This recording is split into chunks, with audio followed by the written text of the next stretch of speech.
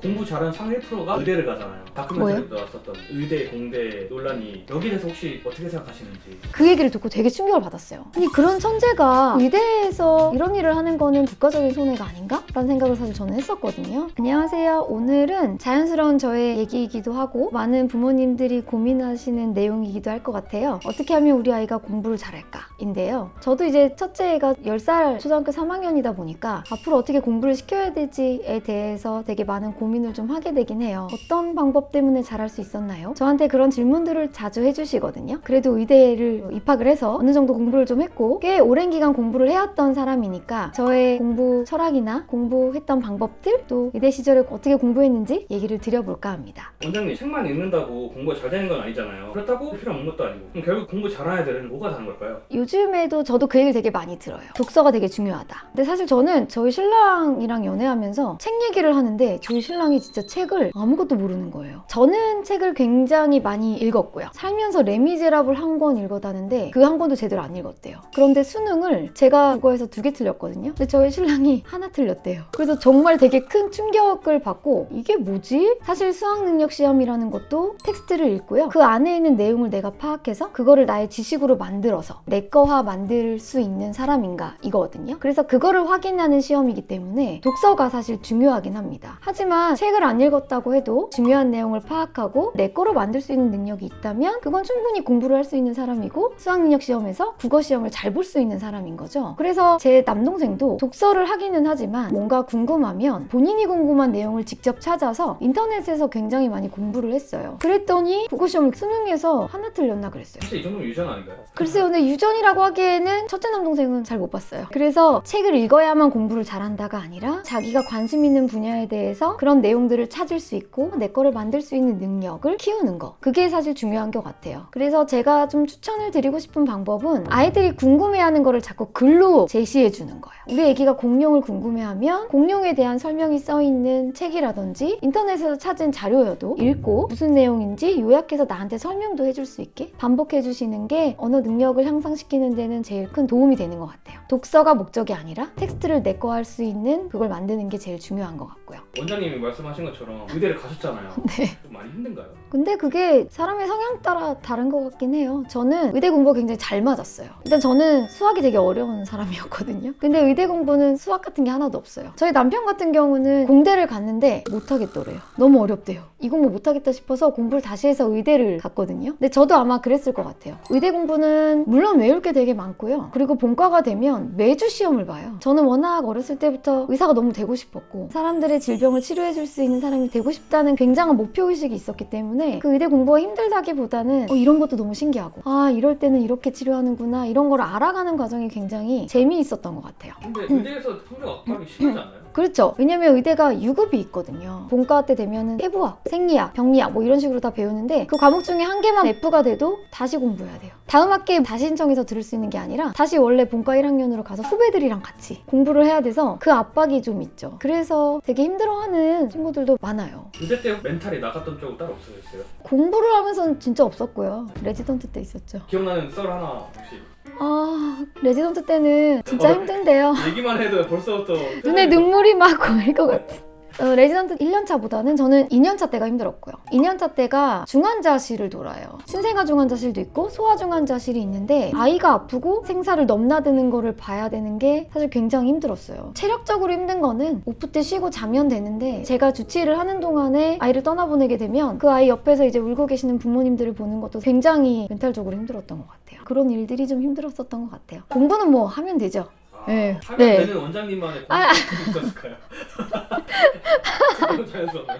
저의 꿀팁이라고 하면 저는 공부할 때 제일 중요한 게 집중력이라고 생각하거든요. 저는 효율을 따지는 타입이었어요. 사실 이제 의대 가면 다 공부 잘하는 친구들이잖아요. 저보다 오래 공부한 친구들 많았거든요. 도서관에서 나오질 않아요. 잠도 안 자, 막. 근데 저는 오랫동안 막 앉아서 공부 안 되는데도 앉아있고 이러는 걸 제일 싫어하는 스타일이에요. 그래서 항상 최고의 컨디션을 만들어서 제가 제일 컨디션이 좋을 때 내 머릿속에 잘 들어오는 타이밍에 3시간이든 4시간이든 그때만 열심히 하자. 공부가 안 되면 차라리 쉬자. 잠깐 머리를 식혔다가 다시 한번 마음의 준비가 됐을 때 공부를 하자. 이런 스타일이었는데 그게 사실 저한테는 가장 좋은 방법이었던 것 같아요. 의대에서도 다 공부 잘하는 친구들이고 다 머리 좋고 이미 검증된 친구들이 모여서 공부를 하는 곳인데 거기에서 보면 제가 공부 시간이 사실 저는 많았다고 생각하진 않아요. 근데 집중을 해서 하다 보니까 그래도 의대에서 상위권으로 공부를 할 수 있었거든요. 그래서 부모님들께서도 애들 공부를 시키실 때 그냥 이 시간에 앉아서 너 빨리 공부해. 이거보다는 애기가 더 집중할 수 있는 환경을 만들어주고 공부를 할 때 집중해서 열심히 할 수 있도록 이 습관을 들여주는 게 훨씬 더 저는 중요하다고 생각하거든요. 사실 저는 고등학교 때 제일 많이 저희 엄마가 저한테 하셨던 얘기가 야 백날 앉아가지고 책 보고 있다고 그게 공부하는 거냐? 진짜 집중해서 공부를 해서 해야지 네 거를 만들어야지 그게 시험에서도 나오지. 그런 얘기를 되게 많이 들었어요. 그러면 원장님만의 공부 습관 같은 게 있으실까요? 첫 번째로는 오답 노트였어요. 문제집을 풀면 그 문제집을 아까워하지 않고요. 오답인 거를 오려서 그거를 오답 노트에다가 붙인 다음에 밑에 다시 풀이를 썼거든요. 그래서 그 오답 노트를 매일 갖고 다녔어요. 한 번 틀린 문제를 안 틀리겠다 얘 생각이었거든요. 처음부터 끝까지 다시 또 앞에부터 끝까지 다시 보면 사실 그게 되게 큰 도움이 됐던 것 같아요. 두 번째는 짜투리 시간을 되게 이용을 했어요. 저는 되게 쉬어야 되는 스타일이다 보니까 짜투리 시간을 버리기가 되게 아깝더라고요. 그래서 이동하는 시간에 또는 쉬는 시간에 그 오답 노트를 계속 보는 거예요. 이게 논문으로도 확인이 된 거거든요. 공부를 한 이후에 10분 이내로 다시 한번 리뷰를 하면 훨씬 더 이 기억력이 오래 갑니다. 그래서 저는 고등학교 때도 그렇고 의대 다니면서도 항상 수업이 끝나면 그 쉬는 시간에 놀지 않고 그 시간에 다시 한번 수업 시간 했던 것 중에 중요했던 내용들을 밑줄을 치면서 얼른 더 기억을 하려고 한 번 더 복습을 했었어요. 그리고 또 하나 더 중요했던 거는 사실 사람이 외우는 거에는 한계가 있거든요. 그냥 달달달달 외우면 까먹을 수밖에 없어요. 특히 그래서 의대 공부할 때는 자꾸 원리를 이해하려고 노력을 좀 했었어요. 이 병은 이런 환자들이 나한테 오겠구나. 그러면 원인은 이런 거니까 이런 치료를 이렇게 해야 되는 거구나. 스토리텔링 식으로 상황을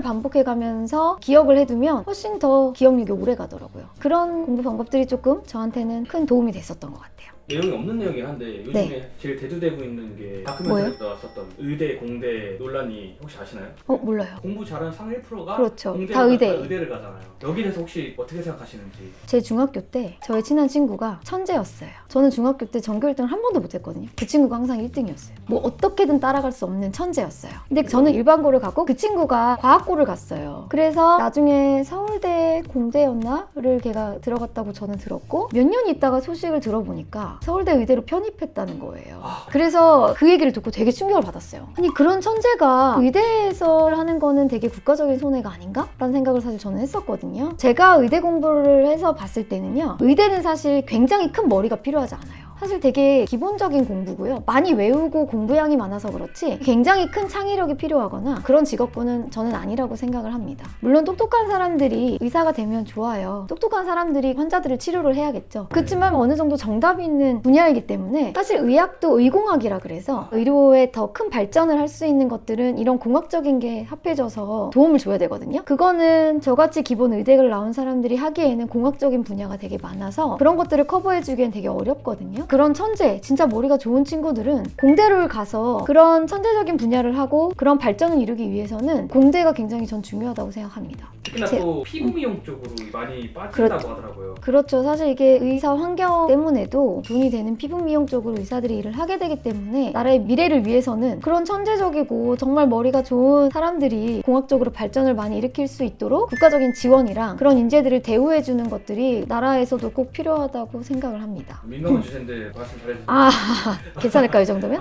오늘 제가 공부에 대해서 저의 평소 생각, 제가 중요하다고 생각하는 거에 대해서 좀 설명을 드렸는데요. 사실 저는 10살인 저희 큰딸한테 공부를 시킵니다. 공부를 시키는 이유로 설명을 하는 거는요. 첫 번째로는 일단은 습관을 좀 들여야 된다예요. 공부하는 습관을 들여야지 나중에 본인이 공부를 해야 될 때 할 수 있기 때문에 규칙적인 시간에 앉아서 숙제는 할 수 있도록 자꾸 습관을 들이고 있어요. 이렇게 설명을 합니다. 너가 지금 공부를 하는 거는 엄마처럼 의대를 가라고 공부를 지금 시키는 건 아니다. 공부를 하는 습관을 들이고 내가 하기 싫은 거를 할 수 있고 내가 하기 싫은 거지만 앉아서 노력을 할 수 있는 습관 습관을 들여야 너가 나중에 커서도 헤어 디자이너를 한다고 하던지 메이크업 아티스트를 한다고 하던지 하더라도 밑거름이 될 수 있는 노력을 할 수 있는 사람이 되었으면 좋겠어서 너는 지금 이 시간에 앉아서 공부를 하는 습관을 들이는 거야 라고 설명을 하고 있어요. 저는 저희 딸이 무조건 의대에 가야 된다고 생각하지 않아요. 우리나라에 100명이면 100명이 다 의사가 돼야 되는 거는 아니죠. 어떤 분야에서든지 1등이 되면 더 성공할 수 있다고 생각합니다. 나중에 본인이 제일 하고 싶은 일을 할 수 있고 그 일을 선택을 했을 때 그 분야에서 1등을 할 수 있도록 그런 노력을 할 수 있는 사람이 되도록 애기에 노력할 수 있는 그런 환경을 만들어주는 게 제일 중요하다고 생각합니다. 하기 싫은 걸 참을 수 있는 능력, 하고 싶은 걸 하려고 할 때 집중할 수 있는 능력, 이런 것들을 키워주시는 것이 지금 우리 부모님들이 너무 공부할 필요 없이 우리 아이들이 잘할 수 있는 것들을 할 수 있도록 도와주시면 충분히 우리 아이들은 훌륭한 사람으로 클 수 있을 거라고 생각합니다.